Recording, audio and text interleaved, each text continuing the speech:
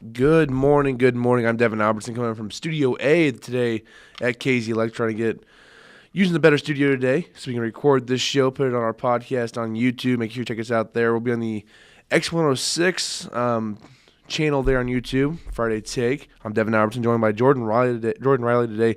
How's it going, Jordan? It's going pretty well. And of course, did you go to the basketball bash last night? I haven't asked you before we started the show. Did you go to the bash last night? No, I was working. I was too. So we both missed it. So our one guy usually goes to it, Luke. He was there, but someone decided that COD came out last night, so he was up all night playing it. So now he has a sore throat and can't talk because he didn't have any sleep last night. So Luke's not coming in today because Call of Duty came out, so he won't be here. But that's gonna be fine. So we're gonna talk a little bit about the Bearcat football team. Everybody kind of knows what happened last week with them losing to Pittsburgh State down the road, down there in Pittsburgh, Kansas. Tough loss for the Bearcats. Just, Jordan, I know we both didn't go to the game last week, but just this 38-game winning streak that came to an end last week, just what are your thoughts on what happened either last Saturday or just throughout the streak in general? Well, first of all, I think we still need to be happy that we even reached that milestone because no other college football team in D2, D1 professional sports have even been close to that right now. Yeah, definitely the last few years. I mean, the D2 record was 40 by Grand Valley, which Northwest ended a few years ago, back in 2007, I believe. But even then, 38 wins in a row, that's been over 3 seasons. That's a lot of different guys coming in and out of the starting lineups, 3 different starting quarterbacks even. So, I mean, if you look at the Bearcats, they've done a nice job adapting to what's happened to them over the past 39 games. Yeah, It's one loss. We're still a good football team, so there's nothing really to worry about. We're gonna take care of business when it comes down to it. But it's just it's tough when you lose to a team that you're expecting to beat, and I don't know. It's just the way I see it is let's just be happy that we had such a great run while we had it, and now it's time to start up another one. Yeah, it definitely is. And I think one thing that might help this team is it happened at Pittsburgh State, a team that we probably should have beat in the first place. So you look at the team and it's like, hey, we did something wrong, okay? Like, personally, 6 turnovers, not okay. We were not focused. We were not completely dialed in. I think that's what part of the problem was, especially on the execution on the offensive end. When you have 6 turnovers in the game, something went wrong on that side of the ball. I think this is going to be a good time for that to happen right before Hayes, right before we have a big game. So I don't know if it's a trap game or what happened there, but this time the team's going to refocus and kind of get back to the basics a little bit there and get back to Bearcat football, family atmosphere, knowing every single little detail about your opponents. That's one thing I remember over the past few years is talking to the guys on the team, and they're ready for about anything that the opponent does. And I don't know what's happened. I don't know if that wasn't the case for Pittsburgh. I don't know what happened down there in Kansas. I know just 6 turnovers is too many. You can't have that. You can't have your kicker miss 2 field goals in the first half that puts you behind the 8 ball. There's just too many mistakes last week. I think it's going to be better this week. I think they're come out and play the best game of the year on Saturday. So personally, I'm predicting a 14-10 win. 14-10 win by the Bearcats. I think the offense comes out against a good Hayes defense. This is probably the best defense Northwest going to play all year long. But I think they're going to put 14 points up on them, a couple touchdowns. I think Martin's going to rebound if he starts. I'm pretty sure he's going to start there. I haven't heard anything about them pulling him. But I think it's going to help with Manuel Jones kind of getting his feet wet last week. He's going to be back this week as well. Making carries with Jordan Thompson a little bit more. Just those 2 backs more coming here into the coming weeks and just see what the Bearcats can do. And, of course, that defense is still the best in the nation. So anytime you have a defense that good, you're going to win a bunch of games. You're going to be in all the games that you're playing because, honestly, if you turn the ball over 6 times on the road and some of those turnovers are in your own territory and you only allow 20 points, that's pretty impressive by the defense. The defense only allow like 235 yards of offense. Yeah, most teams don't lose by 10 points when they turn it over 6 times. Yeah. So especially when you get 2 turnovers yourself, I think it was 1 turnover. So you can't lose a turnover differential by 5 on the road against a storied franchise like Pitt State. They expect to come out with a win. So, and the Bearcats have done a great job over the past 3 years and change of avoiding turnovers like those and avoiding the big turnover days. So we'll see what happens here against Pittsburgh State, here against Fort Hays on Saturday. Of course, Fort Hays, number 1 team in the region, number 6 team in the nation, according to the coaches poll, number 7, D2Football.com, Northwest, 5 in the region, 8 in both those 2 polls. So top 10 matchup, actually the first matchup ever between these 2 teams where both teams are ranked. The Bearcats have been ranked the last 11 times they've played. Fort Hays has never been ranked, taking on the Bearcats. Also, I think Northwest is 19-12-1 all-time versus Fort Hays. Hays is 0-14 when the Bearcats finished the winning record that year. So hopefully the Bearcats keep that going here. I think they're going to and, of course, the Bearcats, if you kind of look at scenarios coming up for the playoffs, a win and most likely you get to host a playoff game. In all seriousness here, because what other games happening in the region, you'll jump over Fort Hays. Sorry, you'll jump over Fort Hays. Most likely you'll jump over Ferris State as well. So you get a higher seed in the region. Maybe if Grand Valley beats Ashland, you jump to a 2 seed even. You jump right back in there. You are more in the control and the driver's seat in the region. So a big game for both these teams. Fort Hays looking for their first outright MIAA title. Northwest looking for another share of another title. I don't know how many it is at this point. It's just too many to count for the Bearcats. But I think they can do it. I'm probably a little more optimistic than some people in the area are because the offense has been so inept as of late. But I think the offense can come out and have their one of the better games of the year. It might only score 14 points, but against a good Fort Hays defense, that's still impressive there and be enough for the win and get Northwest to the playoffs. In a playoff game, maybe if they're in their course hoping for the things, maybe still get that bye, kind of depending on what UND does the last couple of games of the season. There's Bearcats football. Do you want to mention the volleyball team? They do play tonight on the road. I'm trying to remember who they play tonight. I think it's Southwest Baptist down in Bolivar.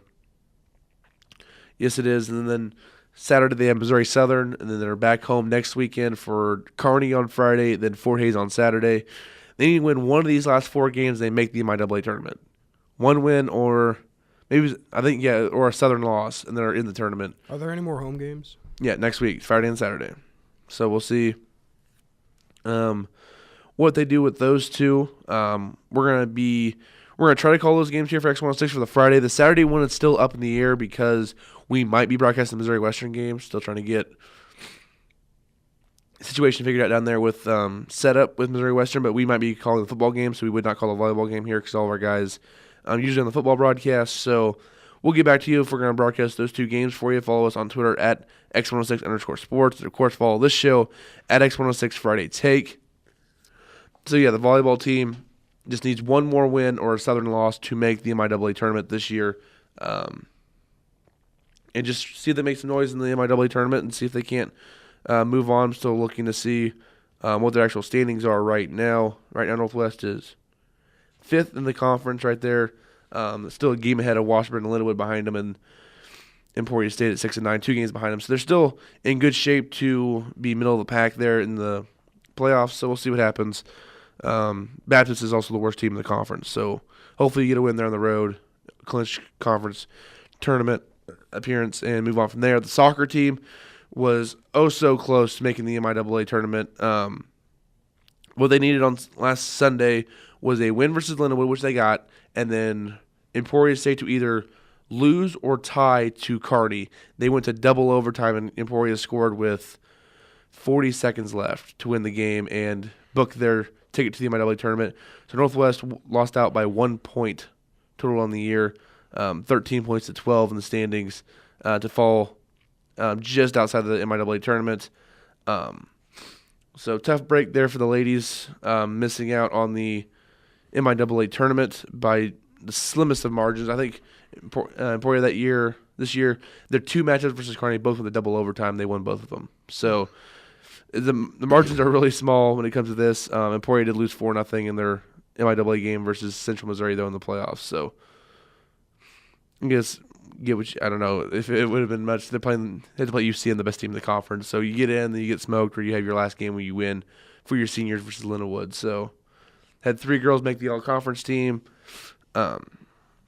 So nice job there for the ladies. We're going to take a break. Of course, basketball, their bash last night, but not a whole lot to talk about. Just more of an exhibition, kind of introduce the team to the fans a little bit more. I couldn't go. You couldn't go. We put the work last night, so we both missed it, so we're not going to talk a whole lot about that. I did see a few snap stories, and Hawkins had a couple nice dunks, and the freshman Hudgens had some ups for a 6-foot kid. He was getting up there, and he was doing some stuff there for Northwest. So we'll see what they bring up to us next year. I think I saw that had that shooting contest. They have like layup, free throw, 3-pointer, half quarter, and they put another girl on the guys' team just from the stands, I think. And the women's actually beat them because Benson hit a half quarter before Welty could get a second attempt up. So the women's team won that, so I know that. No, the men's team, I think they won the dance contest, though, again, for the second year in a row. So the men's team has the moves when it comes to the dance floor. So But their first game is next Friday. We'll talk about them more next week, getting ready for their season to start. But that's going to be it for the first segment of the show. We'll be back with you more. Talk some NFL. We have some news for the Dallas Cowboys with Ezekiel Elliott came out just now in the NFL, but you're listening to Friday Take on X106. Welcome back into Friday Take. I'm Devin Albertson, joined by my friend Jordan Riley here on the program. And how's it going, Jordan? It's going all right. It's cold, but It is cold outside. It was freezing on the moped ride in. I'm not going to tell you that right now. You drive your moped in too? You drive your car? I drove my car. I'm smarter than you. I'm not very smart. It's all right. So, but as we said, the NFL news on Ezekiel Elliott, the U.S. Second Circuit Court of Appeals was granted a request for an administrative stay on the NFLPA on behalf of Dallas running back Ezekiel Elliott, which means he can play Week 9 versus the Kansas City Chiefs, which is just great for the Chiefs because their run defense is so bad.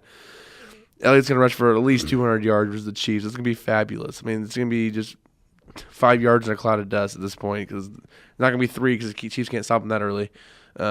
He's just going to keep running through people. Derek Johnson and his old self won't be able to stop him in the running game. I love DJ, but Father Time is kicking his butt. It's ridiculous at this point. He just can't do it anymore. There's no other good replacements to put him in there. So we have to keep trotting him out there like, hey, let's go. Do your best. Chiefs D linemen can't get off blocks, and they're taking on the best O-line in the league. It's getting healthy. This is going to be great tonight, Sunday, whenever these teams play. I don't know. Elliott's still be running by the time Monday hits, so he won't be able to stop the whole game. So that's going to be fun to watch that. If you're a Cowboys fan, at least, which I am not. So, yeah, he's probably thinking, you know what? I probably deserve this. Like, 6 games going to come, but not this week. I want to play versus the Chiefs. Get my rushing yards up there. How many more of these bypasses is he going to get on that suspension? I don't know. There's been like 8. It's been 8 appeals on this one so far. Like, it was suspended, then I appeal it. Well, we appeal your appeal. Well, we appeal your appeal to our appeal. It's like, oh my God, I don't care. Just someone have a ruling and be done with it. It's been going on for months now. At this point, it's almost doesn't even make sense to even suspend him. He's just going to keep playing every week. Yeah, at this point, it's almost like even the guys who are ex-lawyers, who are sports talk radio guys, are like, I have no idea what's going on in this case because at this point, it's too far for me to study it because, first of all, I don't care at this point. So it's just ridiculous to see how much this has changed for the Cowboys. Week in, week out, like, is he going to play? Is he not? Is the appeal going to happen this week? Is it going to stay going to happen so he can happen? Or is the NFL going to be able to bypass the last appeal and have their appeal actually? It's been ridiculous. So we'll see. He can still start his suspension next week because it's only a stay for 1 week so he can play against the Chiefs. So great. But yeah, Elliott, he's going to play. Expect 200 yards from him against the Chiefs defense unless Bob Sutton figures something out, which I have little faith in. But the Chiefs defense did look better. Part of that is because they did play Trevor Siemian, which is a big part of it because the Broncos should just ran the ball 50 times that game. No joke. I know Charles got stripped early by Marcus Peters on a great play, but other than that, the Chiefs never stopped the running game. Unlike Northwest, what they do, they always stop the running game first. The Chiefs haven't figured that out. Like, hey, stop the running game first. But the Chiefs did make a few improvements. They took Mitchell was banged up, took him off the field, and Gaines is awful. Took him off the field finally, and Acker and Nelson played really well in their stays. So the Chiefs defense did look better last week. They actually didn't have guys running wide open in the secondary, so that's a plus. So hopefully the Chiefs can slow down Dak Prescott in the passing game, but the running game is what worries me. This might be a shootout because the Dallas defense isn't that good, so we'll see how many points Alex Smith and that offense can put up against Dallas. They should be able to put up at least. They should be able to at least keep up with Dallas because I mean their secondary is young and small. Like aside from Orlando Scandrick, they had two 22-year-old cornerbacks starting last week that were maybe 6 feet tall. So I mean, the Chiefs should be able to put up some sort of yards against them. So yeah, we'll see what happens here. I want to see what the line does, how much the Vegas line moves in this one. So it was anywhere from Chiefs -1 to Dallas -1, kind of in that range for most of the stuff I've seen. We'll see how much that shoots to Dallas' side with Elliott playing, if that affects the line very much or not in this one. But also, I picked up Alfred Morris this week in fantasy, so that's not going to be any good now. So great. this has been a great news coming out of the NFLPA with them picking a stay for Ezekiel Elliott. Also, other news in the NFL, staying in the state of Texas, Deshaun Watson. Just devastating injury for him and a non-contact knee injury in practice. Tore his ACL. They said it was just a zone read thing in practice. He was out in the open, and it just happened. And he fell. It's like, oh. This has been the worst football season for injuries that I've ever witnessed. See, we got even just Houston, Watt, Merciless, Watson. And then you have OBJ for the Giants. You have Carson Palmer goes down and David Johnson for Arizona, among others. I mean, just the litany of injuries right now in the NFL. Star players, too. It's Rodgers, Luck just got shut down for the year, which we all kind of saw like coming anyways, but he's been shut down for the year. So the AFC South is now going to be won by either Mariota or Blake Bortles. Or you could have Tom Savage win it. No, I'm not. I don't think so. So, and then, of course, the NFC North, the Vikings and their entire mess at quarterback, even though they're still winning games, they're still a mess at quarterback because they're trusting Case Keenum to win games right now. And he's winning them, too. Yeah, until Bridgewater or Bradford gets healthy. Either one of those two guys can return to the field and be better quarterbacks than Keenum. Like, Case Keenum's a good backup, but the more times he's out there in the field, the more times you're like, they're getting more and more film on. They're going to. Honestly, yeah. So it's weird that like Case Keenum is starting the games. He's playing average, like at least average, and they're still winning by 20 points. Well, it helps. He has two really good receivers to throw the ball to in Diggs and Thielen. That really helps take the pressure off your quarterback when you just have those two receivers. You can trust them on the outside. That's helping Keenum out a lot. And the running game with McKinnon is still good, even though they lost Dalvin Cook, who's another guy who's been hurt this year. What was the other injuries? I feel like I'm missing a couple here with the on the season. I can't remember who they are now. I can't either. But Kuechly, he's been out for a little bit for the Panthers. He's coming in and out of the lineup. Sean Lee for the Cowboys, in and out of the lineup for injuries to him as well. So just so many guys. Eric Berry for the Chiefs, I forgot about him. He's been out since week 1. So just so many injuries this year in the NFL. And also a couple big trades happened. We'll go to the first one with the Patriots and the 49ers with Jimmy Garoppolo being traded for a second-round pick. You're a Patriots fan. What did you think of the trade? Just in your opinion, like they got rid of Garoppolo for a second-round pick. I didn't expect it. I didn't pick it for a second. What's crazy is they were getting offers for like first-round picks. Yeah. Like multiple first-round picks back in May when the quarterback market was so low because everybody was looking for a quarterback. And then they held on to him a little bit too long and his value kind of fell a little bit. But I was just kind of surprised by that.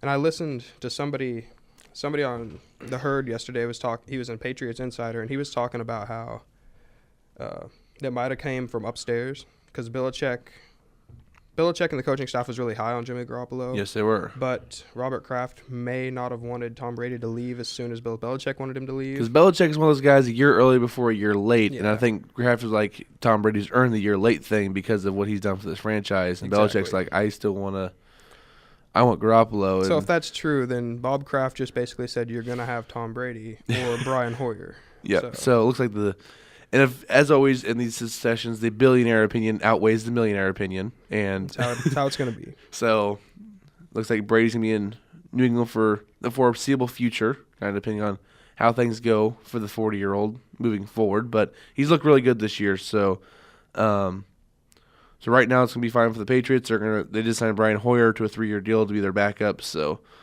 there's that. The Texans, they signed Matt McGloin to be their interim backup for a while because they just thought like, hey, we have a game in a day and a half, in 2 days, so we need to get a guy in here who can at least be the backup. And I think they're going to reassess on Monday. They should most definitely reassess on Monday.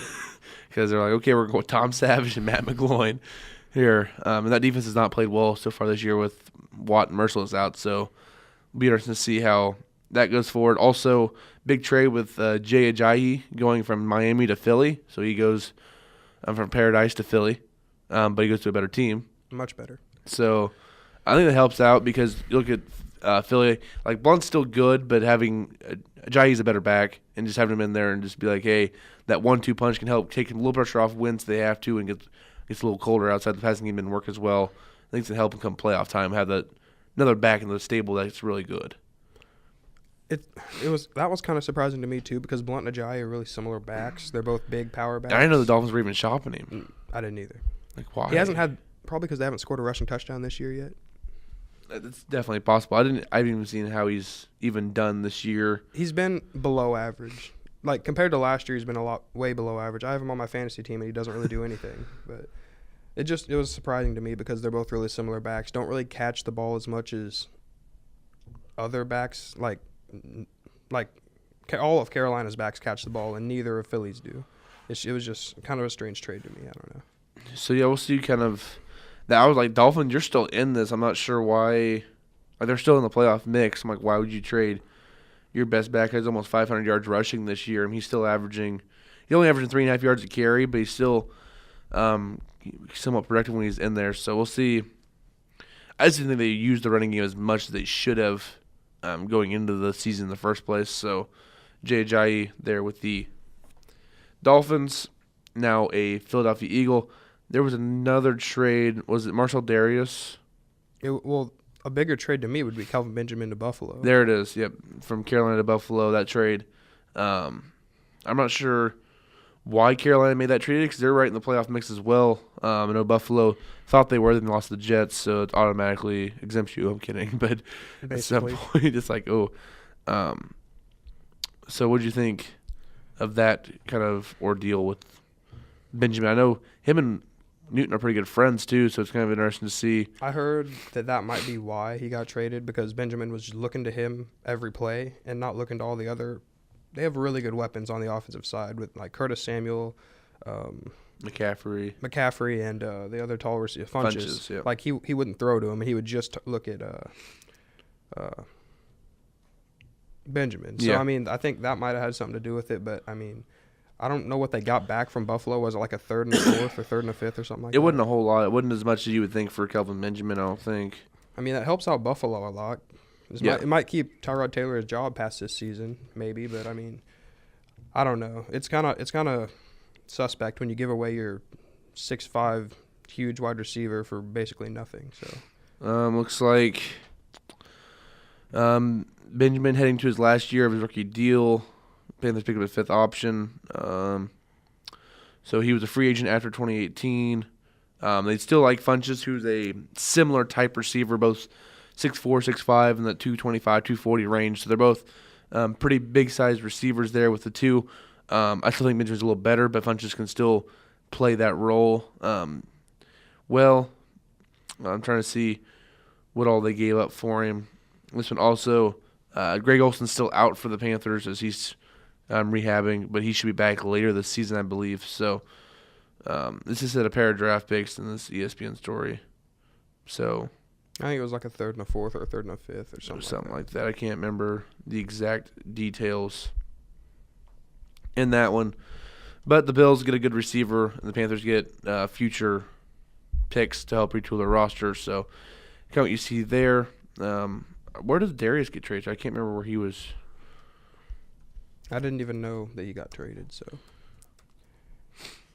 all right. Well, I don't know at this point, but I know he got moved as well too. There was just so many moves at the trade deadline you don't usually see in the NFL. Usually it's a baseball and NBA thing where it's like, hey, a bunch of trades at the deadline. Now the NFL's like, we'll dip our toe in this a little bit for 1 year and just kind of see what happens. It's like, oh, trade deadline passed. Oh, we didn't make a move. Yeah, it'll be like a third-string tight end sent somewhere for like a seventh-round pick. Yeah, the Chiefs trade O'Shaughnessy to the Patriots. Great, who cares? Exactly, that's how it is. So, but this was actually some big-name players getting traded and other quarterback put on IR, injuries. So a lot of stuff happening in the NFL right now. Playoff picture is still kind of muddy because there's so many teams who are right at 500 or just below. So there's so many teams who are still in the playoff picture but haven't really decided if they're going to be contenders or pretenders at this point because they're only halfway through the season, as this is week 9. So this is that halfway point. You're trying to figure out who's really good and who's just kind of beating up on bad teams and stuff like that. So do you have any more? What's the biggest game you think this weekend in the NFL? Or if you looked at the schedule or not I at this haven't even point. looked at the schedule yet. I know Chiefs play Cowboys. They're at 3 o'clock on CBS. I'll just go through some of the games. I'll just hit them down the line. Ravens, Titans. That interests you at all? No. Bucks, Saints. The Bucks Saints could be a good game because the Saints are looking really good, and if the Bucs need to win this game to get any track on making or winning. And Winston is throwing the ball in practice this week, so his shoulder is getting better. But their defense hasn't. No, their defense is bad right now. and The that's fact not- that the Saints have the better defense in this matchup is surprising. You told me at the beginning of the year you were crazy because the Saints defense is trash, but they played a lot better than the Bucs defense has really underachieved. Rams Giants. Giants are so bad. It shouldn't be a game at all. But the Rams- Broncos Eagles. Brock Osweiler goes to Philly. Brock Osweiler's bad, but Denver's going to find a way to win this game, I feel like. Like, Denver, they got embarrassed last week. Yeah, that game was a lot bigger spread than it should have been there at the end. Like, it should have been a bigger spread than 10 points. Like, Denver's going to find a way to beat the Philly. I just feel it. Just because it's the NFL and nothing makes sense. And their defense is still good. Yeah, the defense is still really good. Ton of people are still battling. Smith wasn't that accurate last week. He didn't have a great game versus Denver, but he still made enough plays. I'm like, that's still a really good defense, so you don't want to put too many jump balls in jeopardy versus that team because they will make you pay. So, the only interception they throw was Tyreek Hill on that stupid gadget play. That was just dumb. Why didn't he just not throw it away? He's And like, I can throw it one time. And is he left-handed? Cause, Yes. Okay, I was going to say. There's a reason why he's a runner and not a thrower. That was bad. That was really bad. I know they said in the broadcast, like, hey, you practice that play a lot, just running it and throwing it. You don't practice throwing it away, though. Like, just like, if it's not there, just chuck it into the stands. Or just run it, Tyreek. Just run it. Which was worse, that one or Trevor Simeon's, like, slant pass to Marcus Peters? Or The deep route to Peter, the deep route to the tight end guard, but their That was backup tight end, awful. their Like- backup tight end one-on-one coverage is Marcus Peters. They'll throw it short. that was awful. He threw that directly to Marcus Peters. Like, Peters ran that route for him. Like, I could have made a better throw than that. or the one that crossed the field to, was it Nelson or Acker, where they just stood there and they're like, mine. Those were just bad. Yeah, he's That not was very all good. bad. Yeah, he's not a good quarterback at this He point. But shouldn't be getting the booted sad off point the is field for from Denver, Brock Osweiler. the sad point of the field is he beat out Paxton Lynch in the preseason, who's supposed to be your quarterback of the future. If that guy's beating out your quarterback of the future, you had no quarterback of the future. I'm surprised he didn't get moved at the deadline. Lynch? Yeah. I mean, at this point, I think he's still hurt at this point, but it's like, at some point, you got to beat out Trevor Simeon, because it's Trevor Simeon, a 7th-round pick from Northwestern, not really known as a football factory for quarterbacks. Neither is Memphis. Yeah, but you're a 1st-round pick, not a 7th-round pick. Yeah. So, and they traded up for you to get you, which the Chiefs were interested. I'm glad they didn't take him now. So Yeah, I was watching something that said Dallas was, like, They wanted him. They were in the mix. they want him trade up. so much more over Dak. Yeah, they were in the mix to trade up for Paxton Lynch, but Denver got their stuff in just sooner.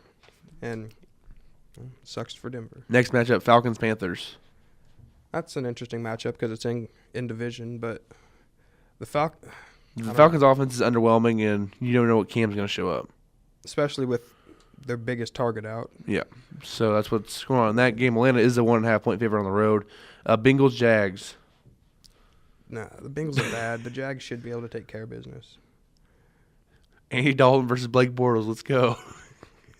I hope that's not the game we have on Sunday for CBS at noon. I hope that's not the game. What is it with all these awful Thursday night games?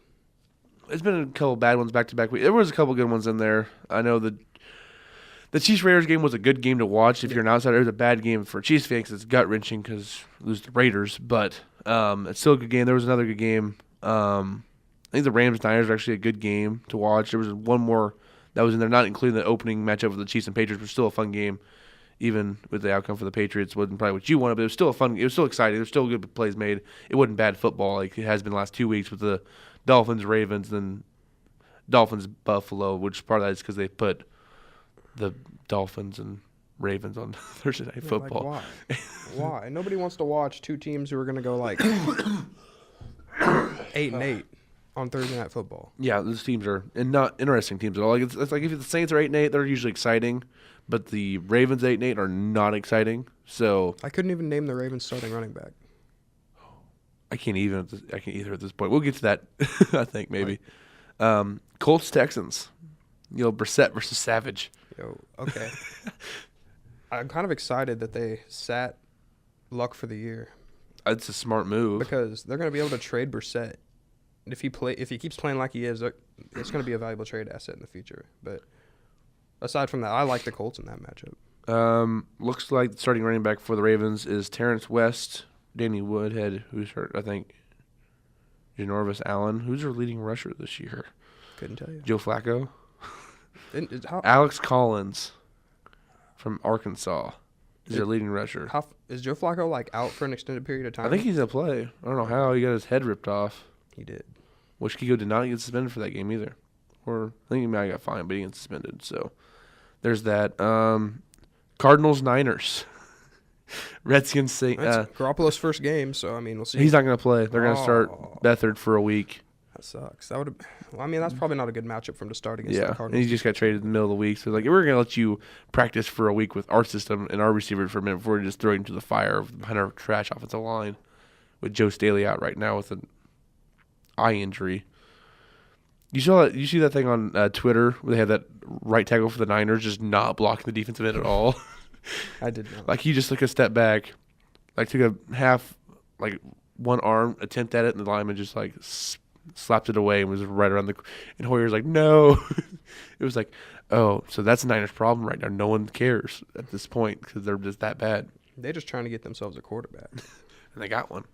And the thing with the Niners making that draft pick, even if Garoppolo plays well and they keep losing, you can use that early draft pick to trade with someone else who wants a quarterback. You get more assets and build around Garoppolo, kind of what the Colts want to do as well, with luck to kind of trade back, get some picks for a quarterback of the future for another team. That way you can rebuild and build a roster around your young quarterback and improve that way. So. Like we saw last year, didn't somebody else trade like the third pick last year? Yeah, because the Bears moved up from 3 to 2 with the Niners, and Niners they got a lot of picks for that. Yeah, they got 3 starters out of that pretty much. So, and they got picked this year. And they got 2 starters out of that trade alone with their picks they took with Solomon Thomas and Reuben Foster. And they picked another corner in the next pick, who's a starter right now. And they got a pick coming up in this year's draft, I think, too. From that trade, just one spot, so maybe they can trade down a little bit, still get a solid player, and just retool the roster because right now that Niners roster is just bad. As well, next game, Redskins Seahawks in the afternoon. Game on Fox. The Seahawks need to win the game because they. He faces the Rams. Yeah, Who's playing the Giants? The Seahawks are a weird team because they win games, but they have no running game at all, and they're living off Russell Wilson and their defense. And their defense didn't play well last week either versus Watson. I don't know how much that was just Watson playing out of his mind. How much was the Seahawks defense not playing well? At that point, I think they just gave up and let it be a shootout. At this point, it's just trying to I don't know what's going to happen. So that's kind of how I feel about the Seahawks. Is I don't know what's going to happen because one week they'll play like the 2015 Seahawks, and the next week they'll just get destroyed on all sides of the ball. So I think the Redskins can actually go up there and win. So I'm just going to go out on a limb there. Just throwing one out there. Redskins need to win bad. They do, but it's going to be hard to fly all the way across the country and beat the Seahawks. Especially up there at CenturyLink versus the Seahawks. Sunday Night Football, Raiders, Dolphins. Why are the Dolphins getting all these primetime games? Because they're a primetime team, all right? Not. They're so good. They just lost their best player. They lost 40 and they were shopping their other best player, so I don't even understand. And they lost 40-0 last week to the Ravens. Not even a good team. The Ravens, who can't score. They can't, like at all. I mean, I know the Ravens had 2 defensive touchdowns. I thought they had 3. Was it 3? Oh, my. Wasn't it 2 pick sixes and a fumble? Yeah, it was. They fumbled recovering the end zone. It's like, wow. Yeah. They had more defensive touchdowns than offensive touchdowns. It's sad when you're like, we want Jay Cutler to come back from injury. Who was it? Matt Moore that played for him? Yeah. He did not play well. I think the first pick actually that was returned for a touchdown was not his fault. That was more of a D lineman just making a great play. Like the pass wasn't going to be great in the first place, but he was just trying to throw it away, and the D lineman just jumped ahead of it and got it and returned it. The second pick was all his fault because if he's trying to throw it away and a D lineman picks it off, that's his fault. Like I think he was under pressure, and the running back was there. He was leaking out of the backfield. He tried to get it out to him, and the D lineman came off the O lineman and jumped in front of it and just picked it. Like it was a good play by the D lineman. All right. Maybe thrown away was maybe the wrong wording I used there, but he was trying to check it down to his running back out of the backfield. The D lineman read it perfectly and made a play. So you couldn't see it behind the O-lineman. So I don't blame him much for that one. But the second pick, he threw an out route late against Jimmy Smith. You can't do that. Jimmy Smith's too good of a cornerback to. He threw it way late, and he's like, mine, gone. And throwing an out route to Kenny Stills late, just not going to work. When you have fast, talented receivers like Stills and Landry, you can't throw passes late. Well, he tried to. It did not work. So that one was all on him. I didn't get to watch all that game because I didn't really want to. So He did. I think I watched basketball instead, or maybe there's a college football game on or just Hulu or I didn't watch a single second of that. Really game. anything other than that game last week. So Dolphins, they'll probably play better this week though because the NFL is weird where you get blown out one week, the next week you play out of your mind because you want to get that taste out of your mouth. So maybe they can beat the Raiders. Probably not because Derek Carr's still good. So I'll take the Raiders in that one. Lions, Packers on Monday Night Football, which beginning of the year, all right matchup. Packers lose at Rodgers. Yeah, I don't care at this point. I like Hudley. We'll see what he does, but the Lions should win this game pretty easily. Their defense, playing better. Yeah, it's good enough to keep like a Rodgerless Packers team. Well, I know the Lions, they still don't have a running game. They need to figure that out. Stafford. Is it that they don't have a running game or they don't use the running game? It's a little bit of both. Like they don't have one that's consistent, so they don't use it. I mean, they keep teams honest. I feel like Amir Abdullah is talented enough to. You would think, but he didn't do anything. I would know. He's on my fantasy team as well, so just trust Stafford, I guess. Stafford throws the ball 50 times a game. Yeah. They just need to call more running plays. That's how I see it. I don't know. Those guys can't be that bad that they're only going to get the ball like 5 times.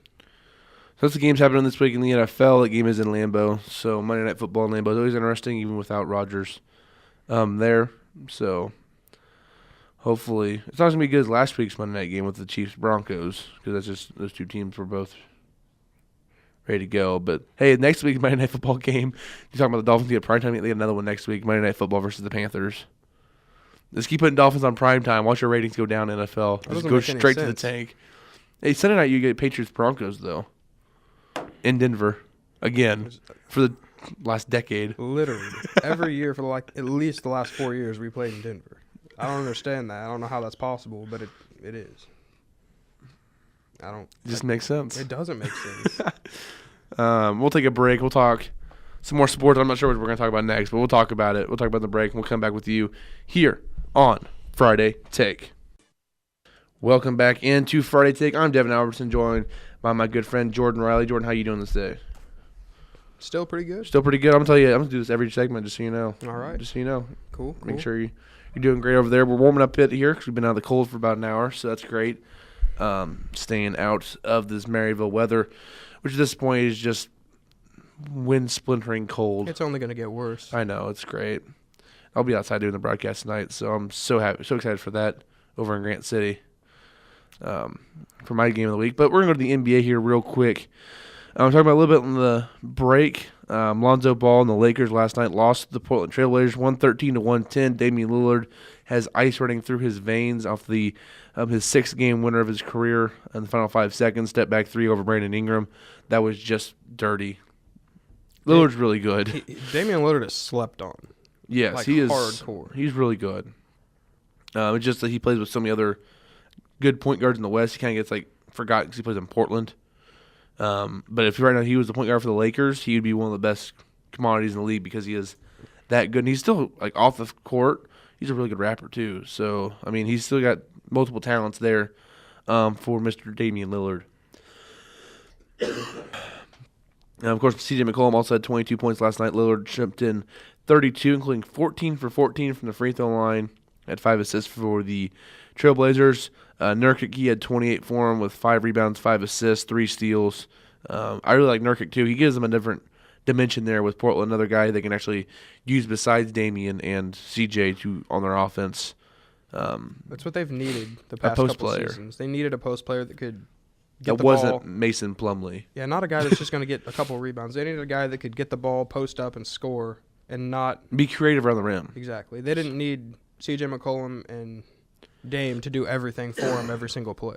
Yeah, so that's what they did on that side of the ball.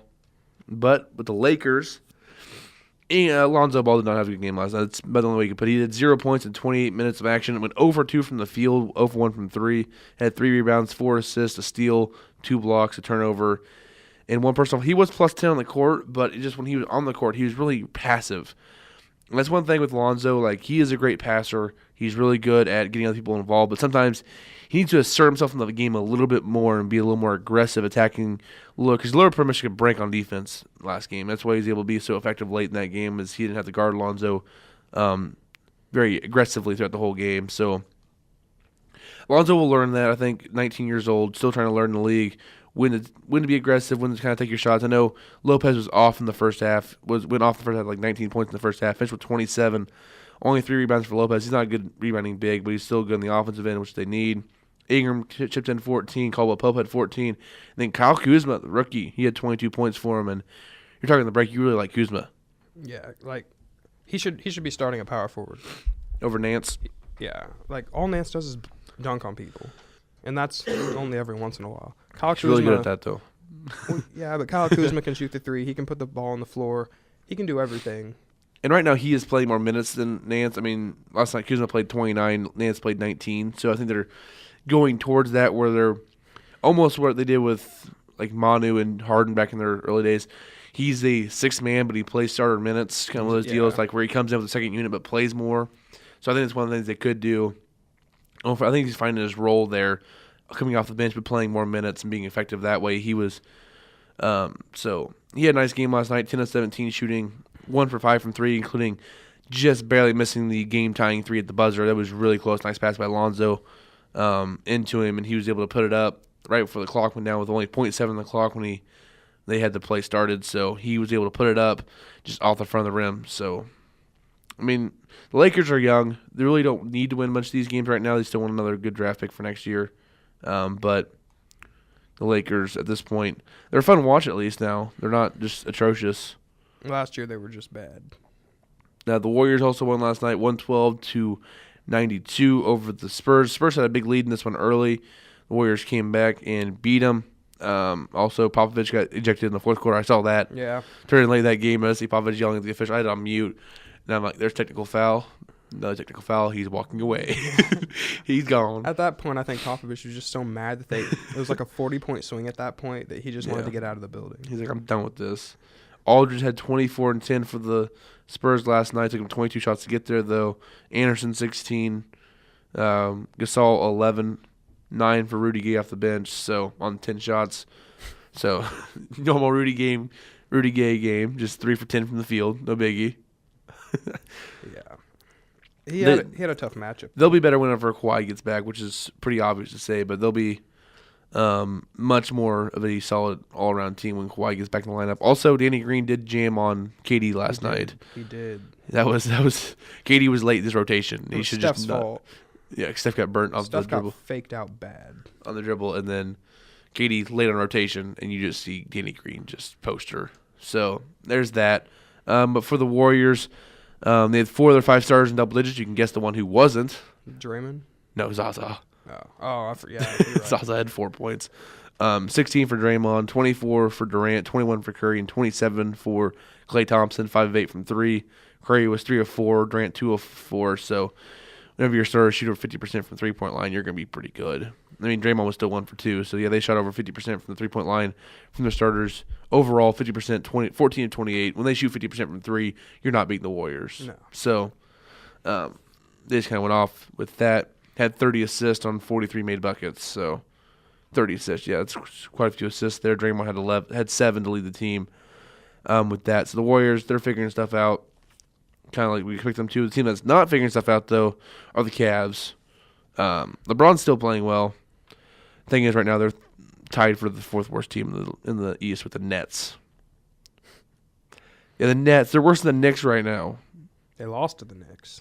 Bad. Bad. Only 2 teams that are better right now in the East are the Bulls and the Hawks, who are both awful. The Cavs play literally no defense. They went full James Harden on the defensive end. It's because they have a team full of 35-year-old ex-All-Stars. Like, notice what they've done. They beat the Celtics week 1. The game 1. Beat the Bucks. Bad. Then they got throttled by the Magic, who are playing well right now. Beat the Bulls. Good for you. Lost to the Nets. Lost to the Pelicans by 20. Lost to the Knicks by 20. Lost to the Pacers by 17. They got this Wizards tonight. Let's see how how many points he can put up. Who's going to guard him? Derrick Rose's wheelchair. I mean, at this point, the Cavs' defense is really bad. I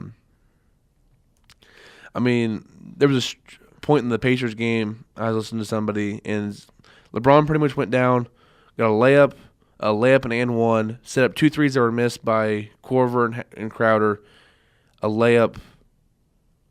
he kind of 10 points over 6 points over a 10 possession possession right there. It could have accounted for 16, and they went down. They were down 8 points, and they left that with him playing perfect possessions, still down 8 points because they played zero defense in that stretch. And they're the absolute worst team guarding the pick and roll, which is all teams around the NBA now. So if you can't stop what everybody else runs, you're screwed on defense. Yeah, them playing against the Pelicans, I was there were a couple times where Anthony Davis and DeMarcus Cousins, or not Anthony Davis, DeMarcus Cousins and whoever their small or other power forward is. I'll look to who. I don't know. They were running the pick and roll with 2 big men, and it was just destroying the Cavs. They weren't even using a point guard. It might have been Davis and Cousins. Yeah, they were both playing that game. They had 30 and 29 combined. Yeah. Drew Holiday dropped 29 points in the Cavs. Drew Holiday, 24 for Ewan Moore. What? Good thing Cunningham only had 2 in their starting lineup. Everybody else had over 24 points. That's ridiculous. The Cavs shouldn't allow that. No. They just shouldn't. It's not they have good defensive players in their starting lineup, like LeBron, Jay Crowder. Kevin Love's not so much, but I mean Shumpert. Yeah, Shumpert started that game versus the Pelicans. Him and JR. Jeez, I'm so frustrated with the Cavs right now. They play zero defense. I get you don't want to try a whole hard in the Eastern Conference, but you still need to make the playoffs. You won't be able to do that starting the year 3-5, which is the worst start LeBron's had in the regular season since his rookie year. So they have the Wizards tonight. They need to win because, the Wizards right now, they're only 4-3, but at least they have a winning record at this point. So Wizards are a favorite, -4 in this one. Shumpert won't play. Thompson won't play. Both out. This is going to be interesting. Wizards by 13. Because the Cavs have their best rim protector now out with an injury. Great. This is going to go just fabulous for the Cavs. Nets are actually decent right now, so they don't have a good pick for next year. So everything's just falling apart for Cleveland. LeBron's going to be a Laker next year. See, I understand people saying that, but I still don't know why you go to the Western Conference. If you go to a halfway decent team in the East, he's making the finals again. I get it's L.A., but at this point, do you want to be with Lonzo and Ingram and run into the Warriors in the second round or the first round?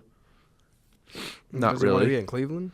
I mean, it's the same point. I get your point there, but I would stay in the Eastern Conference if I was him, but I'm not LeBron. So, also, we'll recap real quick. The Astros won the World Series, so there was that. They won in 7 games, killed the Dodgers in Game 7. Yeah, there was no competition. Kind of anticlimactic for a Game 7 for how it final. I mean, within Game 7, you think the Cubs Indians last year was close. The year before that, the Royals Giants was down to the final outs with Bumgarner on the mound. So a lot compared to all the other games in this series, this was just an awful game. Yeah, a lot of the other games were back and forth late. And the Astros in Game 7 were we're done with this. We're just going to win this. Was it Game 5 where it was 3-run lead and then 4 runs scored by their team, and then another 3 runs scored by the other team? Yeah, it was back and forth. That was awesome. That was a 13-12 game. That was awesome. So, that was a lot of good stuff there. Even Game 6 was interesting, back and forth, those two. Then Hugh Darvish takes them out in Game 7, just absolutely poops the bed. I mean, it was bad. Maybe there was something to that whole baseball thing that they were talking about. Did you hear anything about the juice in the balls? Not juice in the ball, but in Game 1, there were a lot of the pitchers for both teams came up and were talking about how the ball felt different.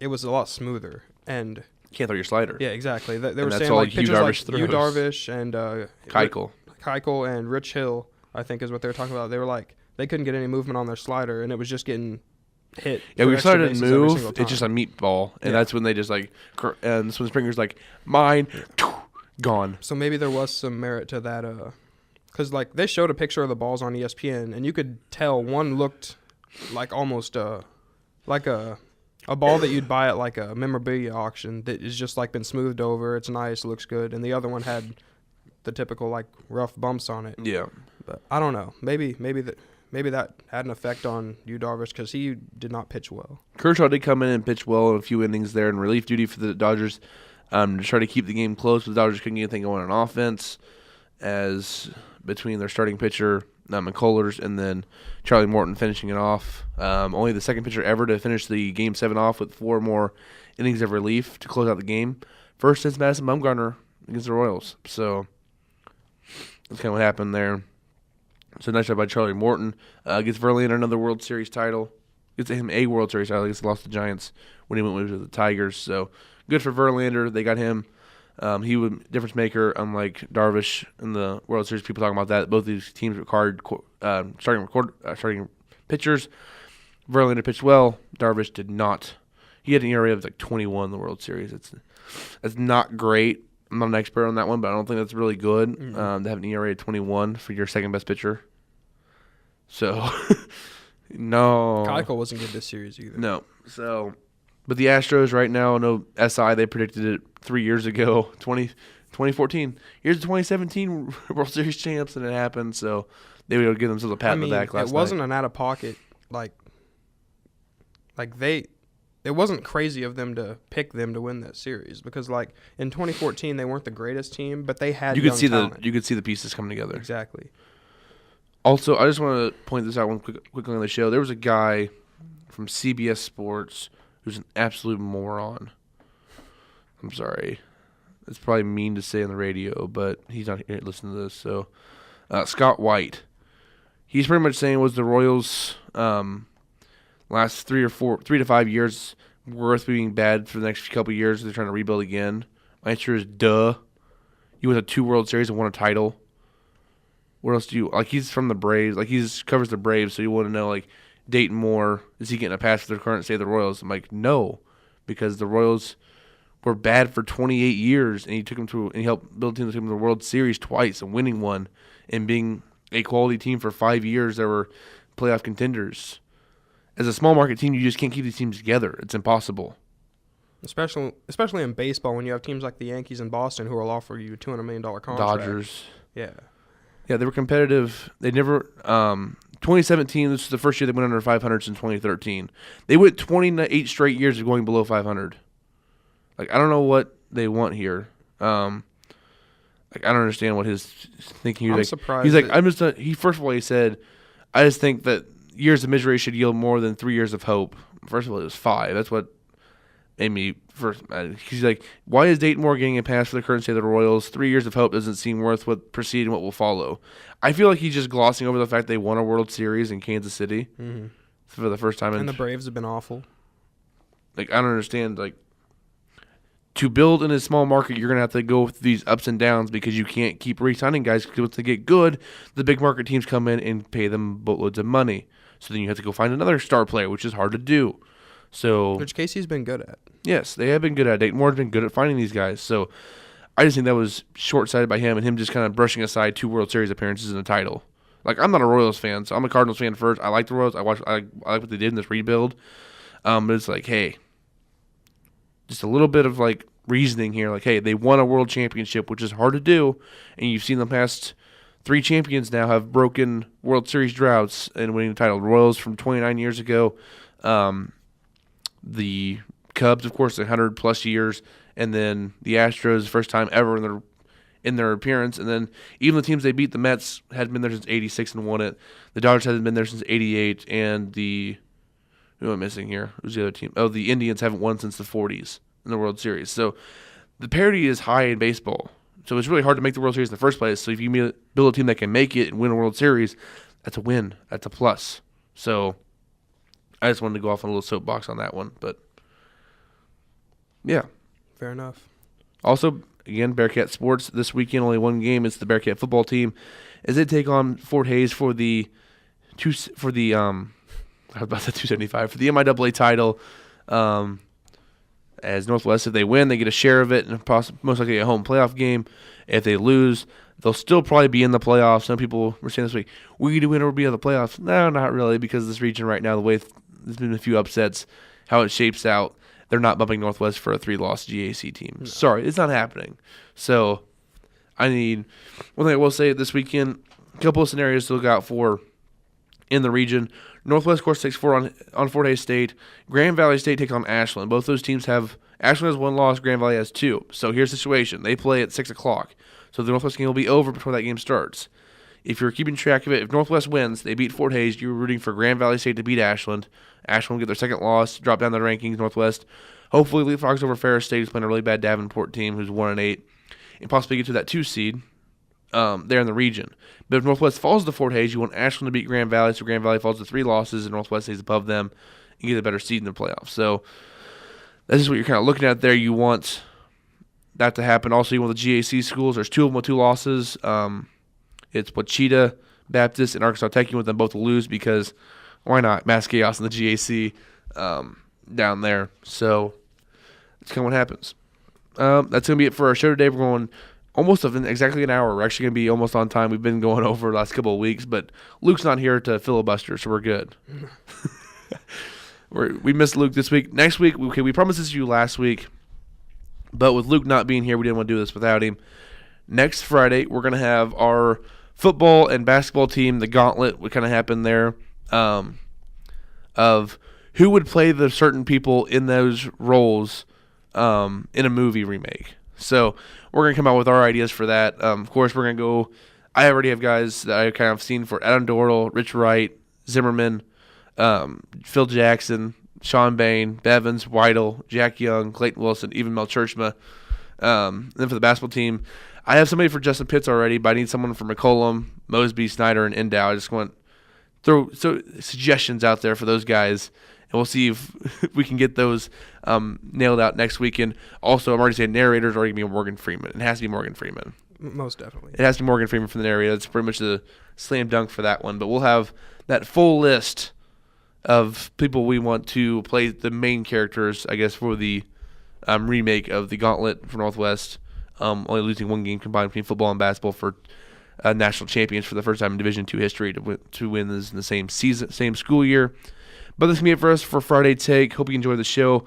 I am Devin Albertson, joined by Jordan Riley. We will see you next Friday. Also, see you this afternoon on Weekend Sports Kickoff from 2 to 5, and also on KWT from 2 to 4. But that's it for us. Everybody have a good rest of your day.